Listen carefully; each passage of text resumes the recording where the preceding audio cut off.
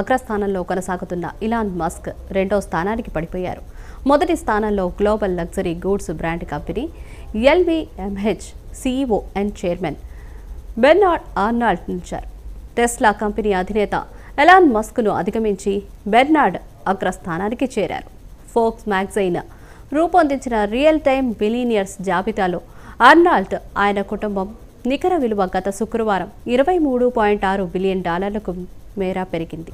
అయితే 207.8 బిలియన్ డాలర్లకు చేరుకుంది. ఇదే సమయంలో టెస్లా సీఈఓ నికర విలువ $204.7 బిలియన్ డాలర్లుగా ఉండడంతో ఆయన రెండో స్థానానికి చేరుకున్నారు. భారత్ నుంచి Reliance industries CMD Mukesh Ambani ప్రపంచ కుబేరుల్లో 11వ స్థానంలో నిలిచారు. దీంతో ఆయన మరోసారి $100 బిలియన్ క్లబ్లో చేరగా గౌతమ్ అదానీ $75.7 బిలియన్ నికర విలువతో 16వ స్థానంలో సరిపెట్టుకున్నారు.